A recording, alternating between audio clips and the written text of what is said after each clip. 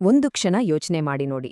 ನಮ್ಮ ದೇಹದೊಳಗೆ ಒಂದು ಸುಂದರವಾದ ಬಣ್ಣ ಬಣ್ಣದ ಹೂಗಳಿಂದ ತುಂಬಿದ ತೋಟ ಇದೆ ಅಂದ್ರೆ ನಂಬ್ತೀರಾ? ಹೌದು, ಇದು ನಿಜ. ನಮ್ಮೆಲ್ಲರ ಒಳಗೂ ಒಂದು ಅದ್ಭುತವಾದ ಜೀವಂತ ತೋಟ ಅಡಗಿದೆ.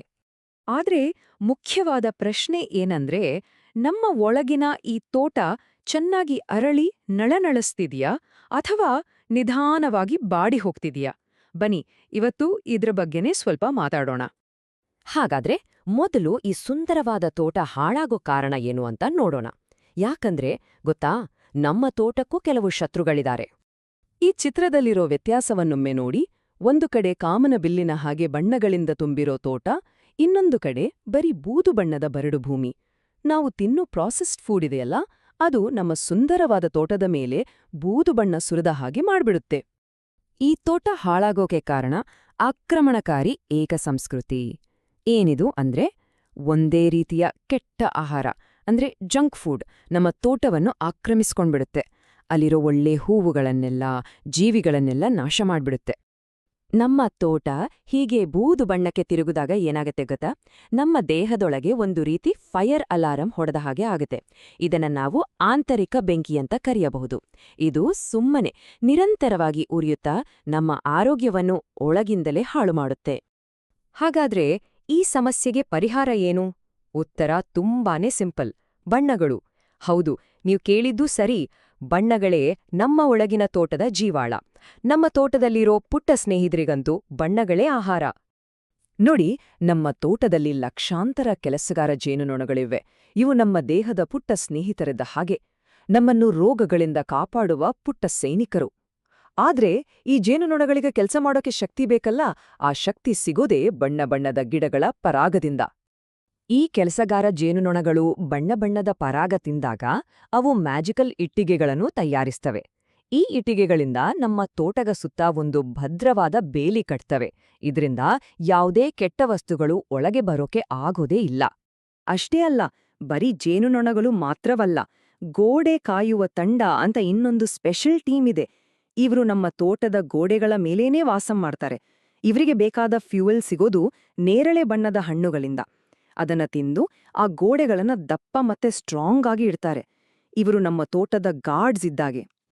ಸರಿ, ಈಗ ಬೇರೆ ಬೇರೆ ಬಣ್ಣಗಳು ನಮ್ ತೋಟದ ಈ ರಕ್ಷಕರಿಗೆ ಯಾವ ರೀತಿ ಸೂಪರ್ ಪವರ್ಸ್ ಕೊಡುತ್ತೆ ಅಂತ ನೋಡೋಣ ಬನ್ನಿ.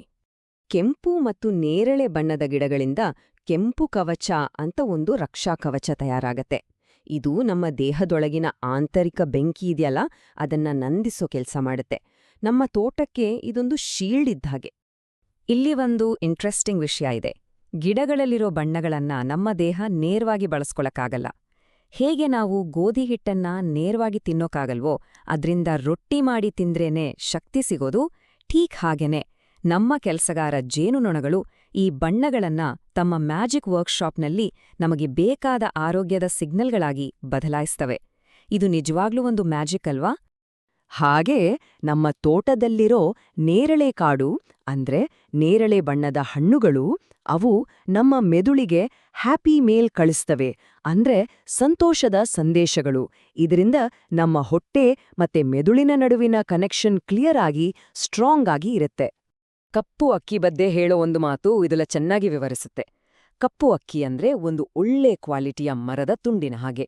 ಅದು ನಿಧಾನವಾಗಿ ಉರಿದು ತುಂಬಾ ಹೊತ್ತು ಶಕ್ತಿ ಕೊಡುತ್ತೆ. ಅಷ್ಟೇ ಅಲ್ಲ, ನಮ್ಮ ಮೆಮರಿ ಪವರ್ ಜಾಸ್ತಿ ಮಾಡುತ್ತೆ ಮತ್ತೆ ಆ ಆಂತರಿಕ ಬೆಂಕಿಯನ್ನೂ ನಂದಿಸುತ್ತೆ. ತುಂಬಾ ಜನ ವಿಜ್ಞಾನಿಗಳು ಇದ್ರ ಬಗ್ಗೆ ರಿಸರ್ಚ್ ಮಾಡಿದ್ದಾರೆ. ಅವರ ಪ್ರಕಾರ ಬಣ್ಣವಿಲ್ಲದ ಪ್ರಾಸೆಸ್ಡ್ ಫುಡ್ ನಮ್ಮ ತೋಟದ ಗೋಡೆಗಳನ್ನ ಹಾಳ್ಮಾಡುತ್ತೆ.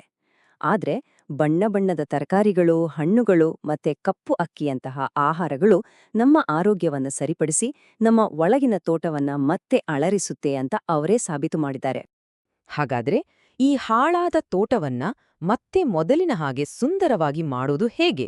ನಾವೆಲ್ಲರೂ ಹೇಗೆ ಒಬ್ಬ ಒಳ್ಳೆ ತೋಟದ ಮಾಲಿ ಆಗಬಹುದು? ಇಲ್ಲಿ 2 ಮುಖ್ಯ ವಿಷಯಗಳನ್ನ ನೆನ್ಪಿಟ್ಕೊಳ್ಬೇಕು. ಒಂದು ಮಣ್ಣು, ಇನ್ನೊಂದು ಬೀಜ. ಫೈಬರ್ ಅಂದ್ರೆ ನಾರಿನಾಂಶ ಇದೆಯಲ್ಲ, ಅದು ಮಣ್ಣಿನ ಹಾಗೆ. ಅದು ನಮ್ಮ ಜೇನುನೊಣಗಳಿಗೆ ಇರೋಕೆ ಮನೆ ಕೊಡುತ್ತೆ. ಇನ್ನು ಗಿಡಗಳಲ್ಲಿರೋ ಬಣ್ಣಗಳು ಬೀಜ ಇದ್ಹಾಗೆ, ಅವು ಜೀವ ಕೊಡ್ತವೆ. ಇವೆರಡೂ ಒಟ್ಟಿಗೆ ಸೇರಿದಾಗ ಮಾತ್ರ ನಮ್ಮ ತೋಟ ಮತ್ತೆ ಚೆನ್ನಾಗಿ ಬೆಳೆಯುತ್ತೆ. ಹಾಗಾದ್ರೆ ನಮ್ಮ ಗೋಲ್ ಏನು ಗೊತ್ತಾ? 30. ಹೌದು, 30. ಪ್ರತಿ ವಾರ ಕನಿಷ್ಠ 30 ಬೇರೆ ಬೇರೆ ತರದ ಗಿಡಗಳು, ತರಕಾರಿಗಳು, ಹಣ್ಣುಗಳನ್ನ ನಮ್ಮ ತೋಟಕ್ಕೆ ಸೇರಿಸಬೇಕು. ಆಗ ನಮ್ಮ ತೋಟದಲ್ಲಿ ವೈವಿಧ್ಯತೆ ಹೆಚ್ಚಾಗುತ್ತೆ. ಹಾಗಾದ್ರೆ ನೆನಪಿಟ್ಟುಕೊಳ್ಳೋಕ್ಕೆ ಇಲ್ಲಿದೆ 3 ಸಿಂಪಲ್ ಸ್ಟೆಪ್ಸ್. 1. ಫೈಬರ್ ಇರೋ ಆಹಾರ ತಿಂದು ಮಣ್ಣನ್ನ ರೆಡಿ ಮಾಡಿ. 2. ಕಾಮನಬಿಲ್ಲನ್ನೇ ತಿನ್ನಿ, ಅಂದ್ರೆ ಕೆಂಪು, ಹಳದಿ, ಹಸಿರು, ನೇರಳೆ ಹೀಗೆ ಎಲ್ಲಾ ಬಣ್ಣದ ಆಹಾರ ತಿಂದು ಬೀಜಗಳನ್ನ ಬಿತ್ತಿ. ಮತ್ತೆ 3ನೇದು, ಪ್ರತಿ ವಾರ 30 ಬೇರೆ ಬೇರೆ ಗಿಡಗಳನ್ನ ತಿನ್ನೋ ಗುರಿ ಇಟ್ಕೊಳ್ಳಿ. ನೆನ್ಪಿರ್ಲಿ, ವೈವಿಧ್ಯತೆಯೇ ನಮ್ಮ ತೋಟದ ಅಸಲಿ ಶಕ್ತಿ. ಹಾಗಾದ್ರೆ ಕೊನೆಯದಾಗಿ ಒಂದು ಪ್ರಶ್ನೆ. ಇವತ್ತು ನಮ್ಮ ಒಳಗಿನ ಈ ಅದ್ಭುತ ತೋಟಕ್ಕೆ ಯಾವ ಬಣ್ಣವನ್ನ ಸೇರ್ಸೋಣ ಅಂತಿದ್ದೀರಾ? ಯೋಚ್ನೆ ಮಾಡಿ ನಮ್ಮ ಮುಂದಿನ ಊಟವನ್ನ ಬಣ್ಣಮಯವಾಗಿಸೋಣ.